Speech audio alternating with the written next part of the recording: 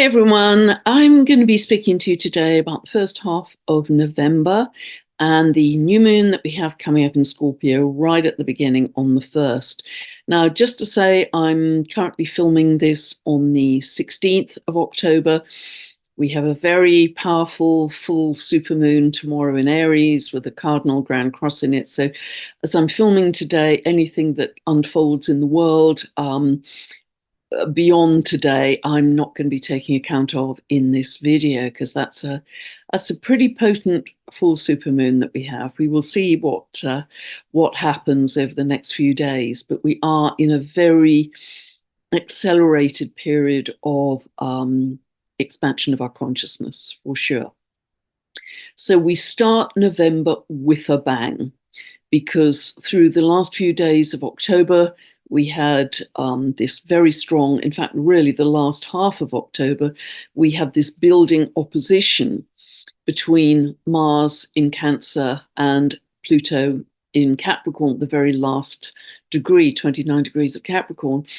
And that becomes exact on the 3rd and 4th of November. So really strong. That's one of the themes is individual power, Mars, versus state power, Pluto. And remember that Pluto only has just a few days, really, till the 19th of November in that sign of Capricorn. So there's a tremendous feeling of pressure building in this. And it's like a pressure cooker. We'll see what happens around the full supermoon on the 17th of October, but even all through November, this is strong energy. Of course, doesn't need me to say that the US election, if it does happen, is on the 5th of November, so that exact Mars-Pluto opposition is running into it. And I've referred to that before because that could throw some curved balls potentially.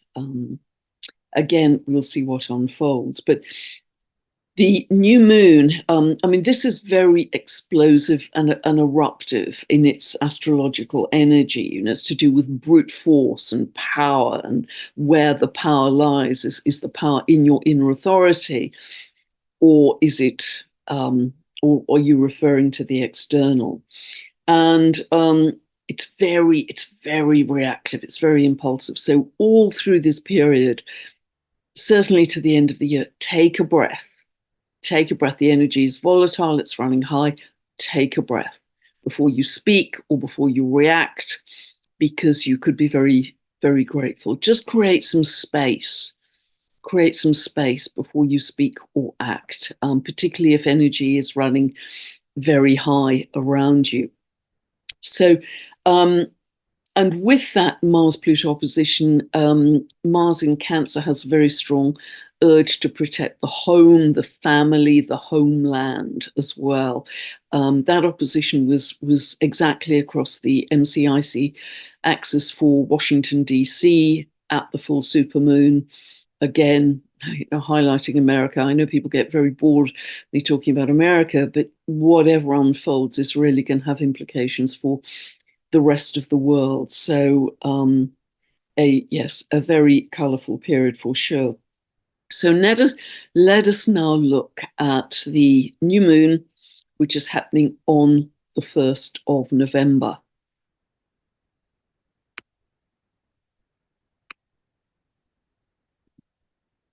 Now, this is happening at 9:35 of Scorpio. As always with the new moon, the sun and moon come together. This is actually occurring at 5:47 a.m. Pacific, and in the UK at 12:47 lunchtime.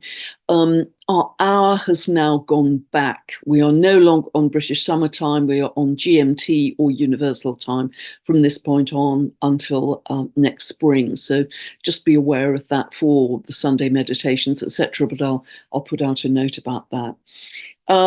So Scorpio has great intensity, great willpower. You will know if you have any Scorpio emphasis in your chart, your sun, your moon, your ascendant, you will have tremendous focus, tremendous willpower. This is real grit and strength coming in here.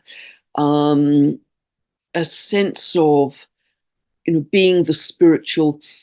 I know people don't like the word warrior, but standing tall in your own authority and strength, knowing your spiritual gifts and light is going to shine in this period, and the importance of that. Now, see where 9 degrees of Scorpio falls in your chart. Don't forget to set a new intention.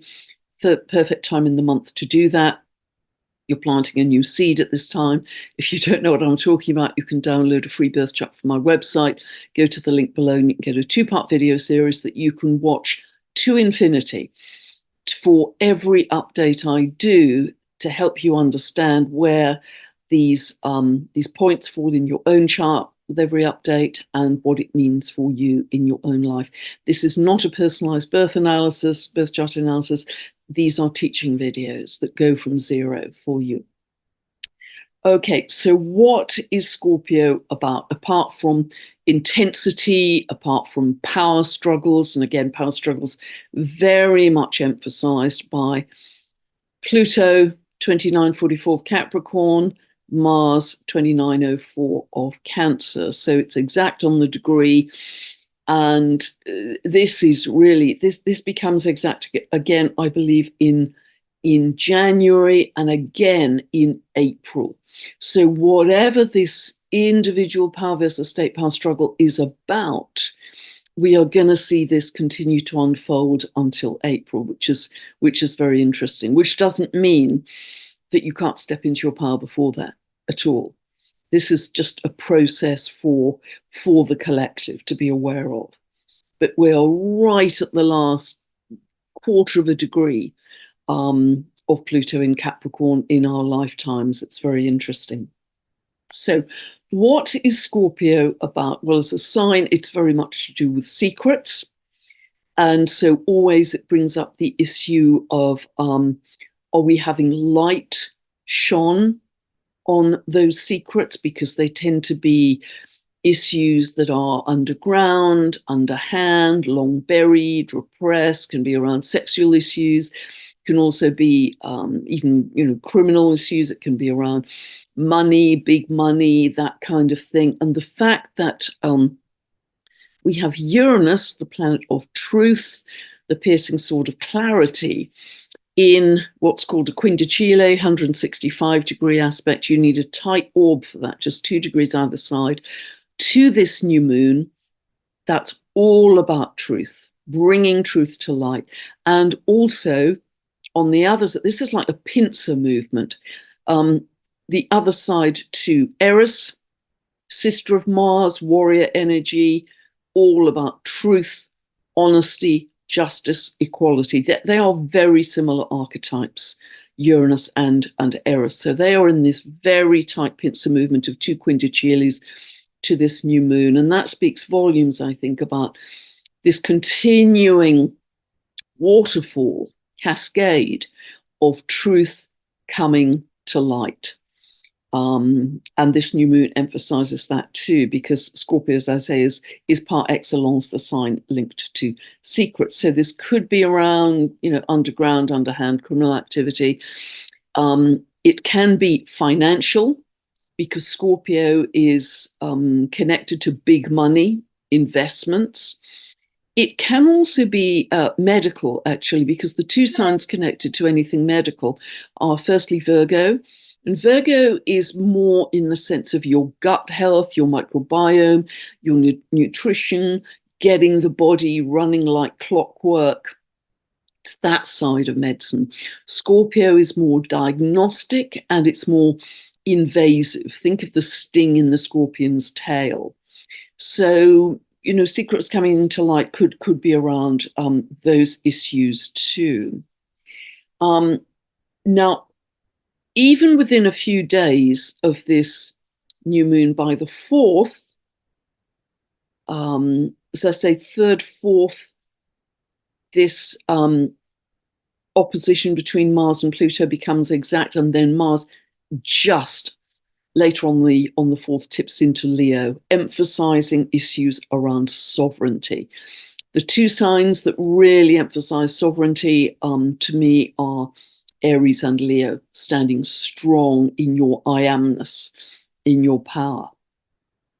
I think it's very interesting as well that Chiron is in a tight conjunction here with Eris. I'm going to come back to Chiron because it's also in a sextile here to Jupiter. So I'll come back to Chiron in a moment. But another thing just to be aware of as a very long term, really next 3 years aspect, is that we have a trine, an operational trine now between Pluto and Uranus. 29 of Capricorn, 25 of Taurus, both in earth signs. And even when they both tip into their next sign, Pluto moves into Aquarius on the 19th of November, Uranus moves into Gemini, again, they're both air signs, in mid next year, that trine will continue. And indeed, that trine will become exact 5 times between 2026 and 2028. And as I spoke about in my recent video, Metamorphosis for Humanity, ? This is a very creative trine. The seed point of this was in the 1960s with the hippies and peace and love and not wanting war and living in community, etc.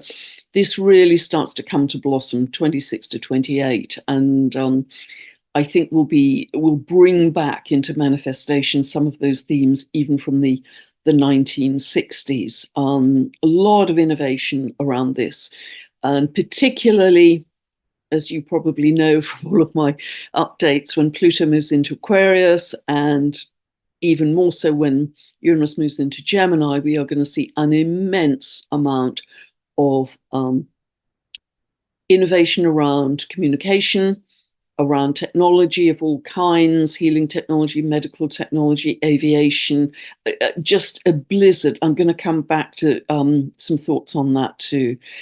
Could well have a galactic component helping us with that. Uranus is linked to the galactics as well. Now, also, I spoke recently. I'm very excited about something today because I spoke in that Metamorphosis for Humanity video just about 3 orbiting bodies, Pluto, Haumea, and Sedna.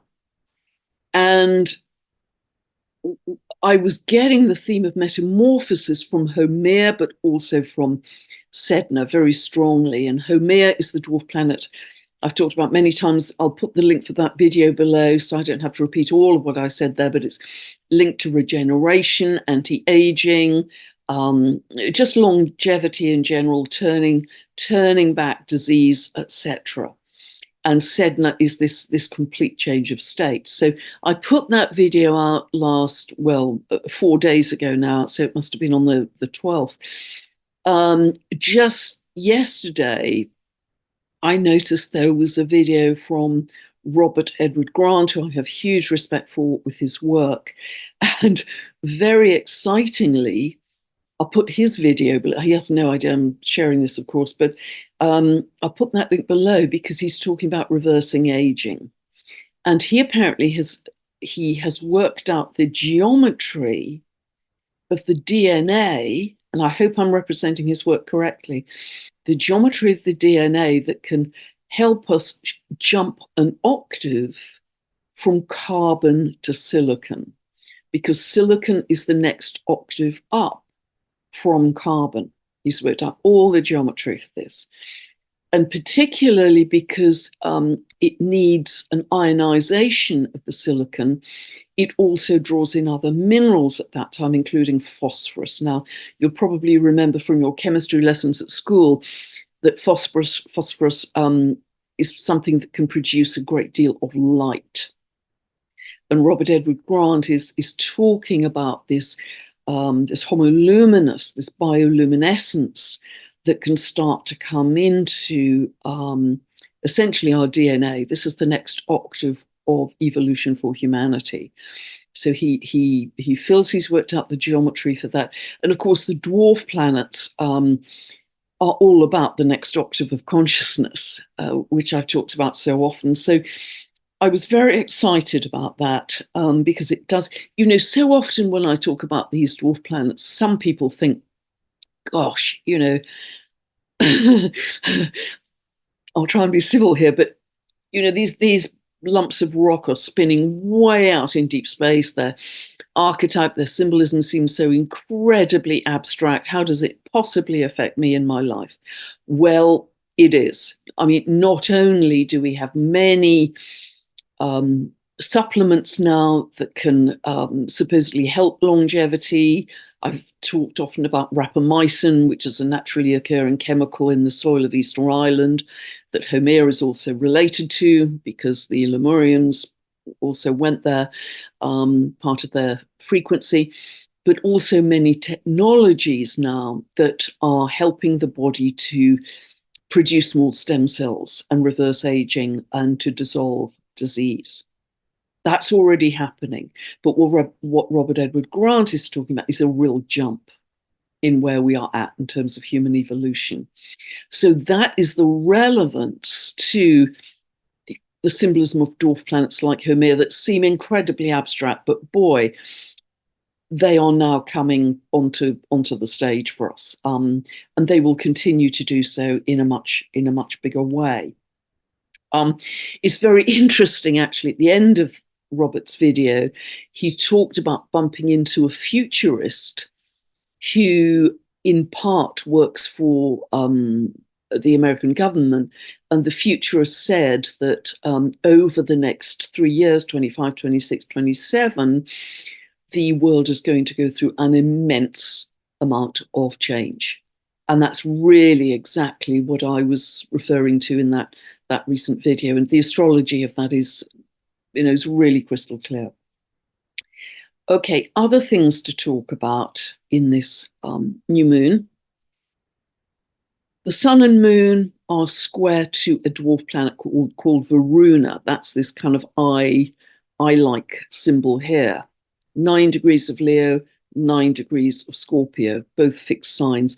I know it looks a bit squiffy here. That's because I'm using a Placidus house system. Believe me, it's exact to the degree. Now, Varuna, another dwarf planet, is linked to the Hindu creator god of the oceans and the waters. She's said to watch over the demons of the oceans. She's connected to the rain. This is all in the myth, connected to the rains and the whole underwater universe. She's the keeper of moral law with regard to the waters. And she punishes those who do not honor sacred contracts. Now, given what we've experienced so far with flooding, I just find that incredibly interesting. And of course, Scorpio is, again, a water sign. We are going to see an awful lot in the next couple of years about the water, not only, of course, because of this new moon, but because Neptune is going to spend quite a bit of time next year and just into the beginning month of 2026 at the final degree of Pisces. So it's all, Neptune rules Pisces. It's all about water, seas, water issues, toxicity, pollution, all of that kind of thing, rainfall, flooding, that kind of thing. But what is very interesting is this is not just a square, it's a T-square, because we also have a beautiful symbolism of Chariklo, the central Chariklo, at 13 degrees of Aquarius. Square to the sun and moon, square to Varuna. And Chariklo, I just love the symbolism of Chariklo, which I haven't talked about for a while, actually. She's the wife of Chiron in myth. She is, she holds sacred space. She's able to heal people by holding sacred space. She is, I believe, linked to the Buddhist eternal state of pure being, that state of profound stillness that is always there for us to drop into, always there. And, in a very simple way, I did a very short video, 10-minute video recently on the yogic baby belly breath to help any of you who are feeling, stressed and panicked, just an incredibly simple breath. It's on my YouTube channel. I'll put the link below for that. You can just drop into. And for me, that is, for many people, that is a really fast way to get to stillness. Just you just decompress any kind of frazzled energy. I suggest you do that at least once a day, more often if you can. And that's tapping in to some of this exquisite permanent stillness, this state of being of Chariklo that's always there for us. She's also said to be present at the transitions of life to death. She's also at major transitions of consciousness. And for sure, that is what we are going through right now. That's unstoppable. We're not going backwards. That this is a one-way street of the evolution of consciousness. And another aspect which is very helpful as well is that the sun and moon are trine to Saturn in Pisces, and that's very stabilizing for us. It's again this sense of stability when we dive deep into that beautiful Pisces energy as well, that sense of oneness, that connection to source. Another aspect to pick up here is Jupiter.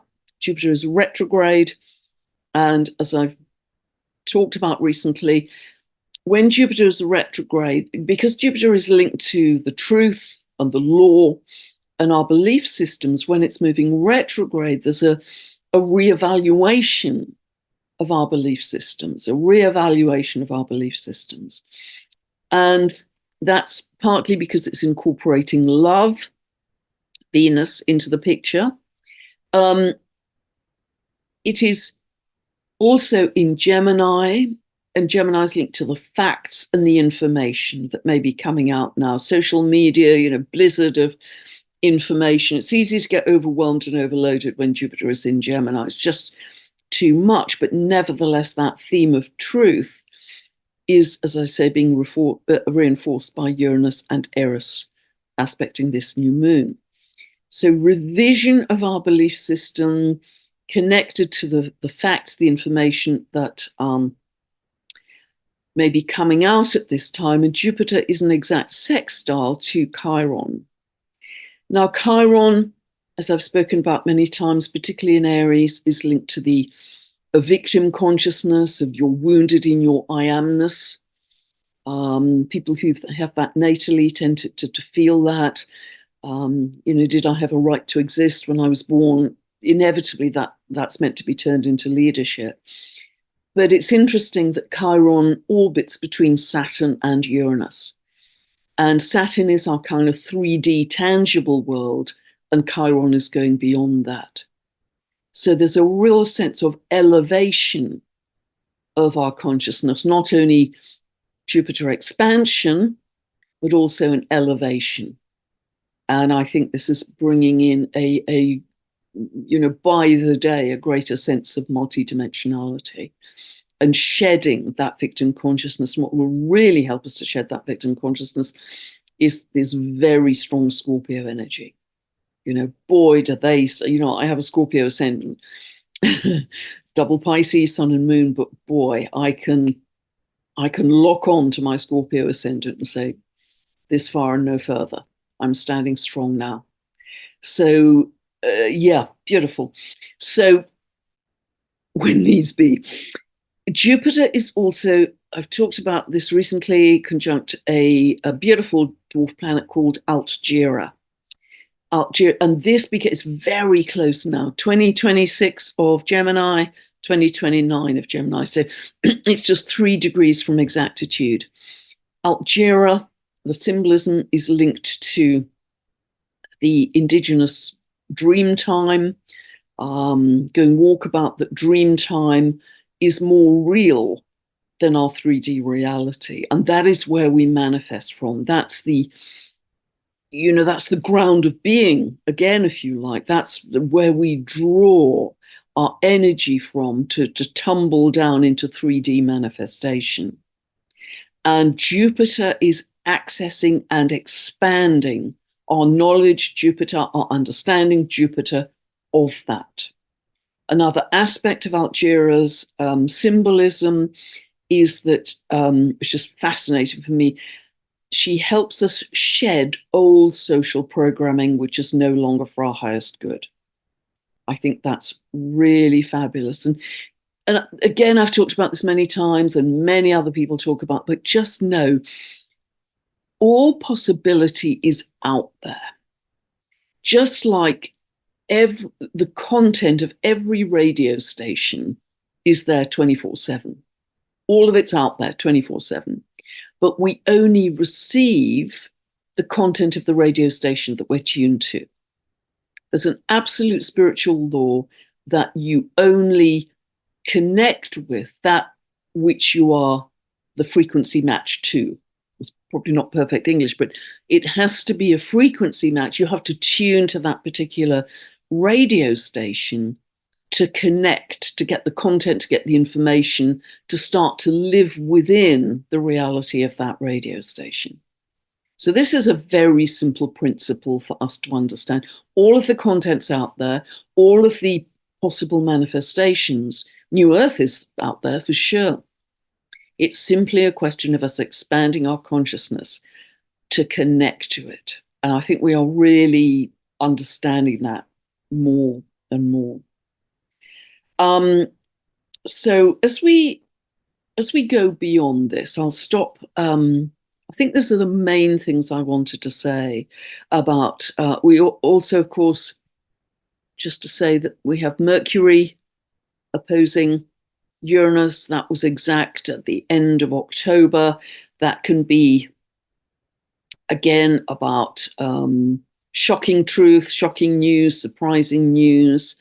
And this is genius ideas, out of the box ideas, but this could be with truth coming out. This is, again, the financial axis, Taurus, Scorpio. This could bring in some volatility as well to the financial markets. And that was exact at the end of October. So let us see beyond that, because this is just a very potent beginning to November. So let me stop sharing here. When we move to the 7th of November, we have some pretty feisty days. We have the moon square to Eris, conjunct Pluto, and opposing Mars. And later in the day, the moon comes to square Uranus. Now, the moon moves very quickly, so it does that on a regular basis. But just to highlight, with all that is going on in the first few days of November, this is people, the moon, feeling intense, feeling restless, feeling agitated, feeling reactive, feisty. We've got very strong energy. So again, take a breath. We are now, again, within days of Pluto moving into Aquarius on the 19th. And remember that Aquarian energy is much more revolutionary than Capricorn by a mile. It's much more rebellious. Remember, the last time in its major cycle that Pluto was in Aquarius was from 1777 to 1798. And I've got a whole video about that I did last year. This was the time of the French Revolution and the American Revolution. This is big, big revolutionary energy. So we are going to start to feel some very different energy building through November. And by the way, that is not to say that everything's going to be perfect on the 19th of November by a mile, because we are going to continue to see what has already unfolded in 2024. The old systems, the old world is collapsing. The new is just at the very beginning of being birthed, but people are at very different points of experiencing that. You're all on we are all on a very individual timeline here, but certainly there's a sense of moving forwards, because not only has Pluto now moved direct as of the 12th of October, on the 15th, we have Saturn moving direct. So we'll feel that a few days to either side. And just in fact, one day before that, just to mention that Mercury is semi-square to Pluto. Now, Mercury is conjunct the great attractor on that day, the 14th of November. That's at 14 degrees of Sagittarius. This is a massive gravitational anomaly in space, which is moving backwards at 600 kilometers a second, and kind of like a massive cosmic vacuum cleaner, and sucking galaxies in its wake. It is also kind of spewing out enormous amounts of cosmic energy with which we create our world. Now, people natally who have aspects or planets around 14 degrees of Sagittarius, give or take 2 degrees, because this is such a powerful force out in the cosmos, it can bend space and time.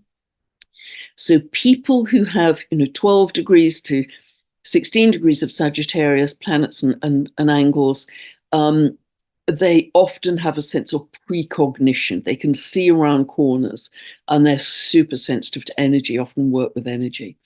But this gives immense power from really the cosmic source of energy as we know it. And so it's very interesting that if we're thinking of this Scorpio time of secrets coming to light, and whenever Mercury is aspecting Pluto, there's the potential for that. But now we also have not only Mercury semi-square Pluto, but we have Mercury conjunct the great attractor exactly on the 14th of November. A couple of days before that, on the 12th, it is conjunct the US ascendant of that Sibley chart, 4th of July, 1776, Philadelphia, 5:10 in the afternoon. So again, that pulls the US into the picture. But this suggests that some very powerful information is coming out to the world at this time. So Saturn moving stationary direct on the 15th. That's at 12 degrees, 41 minutes of Pisces. Now, that's always with Saturn. You feel it several days to either side. A reality check of some kind. How are we doing on our spiritual discipline and our spiritual practice? Saturn, discipline, practice, Pisces, spiritual. Do we need to up that to some degree? Do we need to be more disciplined, more rigorous in that? It can also suggest greater attempted control at that period, just around that time. And remember that Pluto in these last few days of Capricorn can also suggest that too. It can bring in more issues, sadly, around, because it's in Pisces, water, flooding, toxicity, etc. So, but it's interesting. We've had Pluto moving direct on the 12th of October, Saturn moving direct on the 15th of November. As we get into December, Neptune moves direct on the 7th, and then Uranus, the final outer planet, moves direct in January. So we have this greater sense of momentum, speed, and also Pluto moving into Aquarius will speed things up, because air, Aquarius as a sign is way faster than Capricorn, cardinal Earth. What I also want to say, and I'll be talking for the next 20 years if I live that long, about Pluto and Aquarius, because it will stay there till beginning January 2044. But as I've said, we're all on very individual timelines, but I think it's very clear to many of us that there's a bifurcation. There are two very broad collective timelines where we can gather. And with Pluto moving into Aquarius, there is one very, very obvious one of control, Pluto, by technology, Aquarius. Aquarius is linked to technology and digitization and all that follows. And that's a very contracting timeline, obviously. Very technological, very synthetic. But there's a whole different one that is built on love and is very much about a much expanded understanding of energy and frequency. And of course, we all understand kind of intellectually that we are, everything is energy and frequency, but we are going to take one giant leap in that understanding beyond where we have been. And I'm actually very excited about this. Now, remember, nobody forces you onto either timeline. If you're living largely in fear, you tend to go onto the first timeline I mentioned. If you're living primarily in love, you will go onto the other timeline. You self-select. Nobody forces you onto either of this. This is down to us and how we are holding our frequency and our emotional state. So there's a whole new area of exploration right now around energy and frequency that is building on the work of Tesla and Steiner, who of course were complete geniuses in their time. And it's also built on the principles of pantheism. I think that everything in the world has spirit, has life force in it. Even a rock, a crystal, of course, that has life force.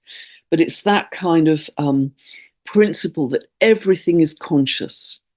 The cars we drive, they're conscious and they are alive with spirit. And that's a bit of a shift for us in terms of where we've been in the past. So there are various developments starting to happen in the background that are more about, as we expand our consciousness, allowing us as a kind of divine fractal to blend and flow with this greater consciousness, with this sense of source and oneness, because we're going to feel that our reality is much more malleable, maybe more holographic, that we can blend and flow with this, versus the kind of individualism, separation, this is mine, it's not yours, fences, boundaries, all of the things that have been very Saturnian, very Capricornian, particularly of late. And so this will enable us to create a greater sense of harmony and coherence in our own state, and how that will manifest in terms of our experience in the world, our reality in the world. And all of this is so connected to the dwarf planets. That video that I shared underneath the last the Metamorphosis for Humanity about ancient futures, that is so linked to the symbolism of so many of the dwarf planets. They have ancient wisdom, but they're leading edge manifestation in terms of their understanding of energy, frequency, etc. And so there's something being developed right now, and I don't want to say too much about this yet because I need to dig a bit further and see if I can make another contact, but it's really about the science of conscious energetics, the science of conscious energetics. And that is linked to a necessary expansion of our consciousness, and it's linked to a stronger connection to our galactic family that comes as part of that, because they are an advanced intelligence, of course, that we are very much part of. So I think our future is actually going to go in leaps and bounds, quantum leaps, in fact. And it's very, very exciting. And so you've got to kind of leave me to it for a while to go digging about, but it is so in line with the astrology and what I'm just reading from the geometry and the archetypes. So we will see where we land. But in the meantime, keep as a rolling mantra, we're welcoming in an expanded consciousness of love. We're welcoming in an expanded consciousness of love, and that will serve you very well. God bless. Hope that helps. I'll be back very soon indeed with another update. I mean, I'm going to be speaking to Anne Tucker tomorrow in a recorded conversation. I'm not sure when Anne will get that out to the world, but I'm very much looking forward to that. And God bless. Thank you for listening. Have a wonderful new moon in Scorpio on the 1st. Bye for now.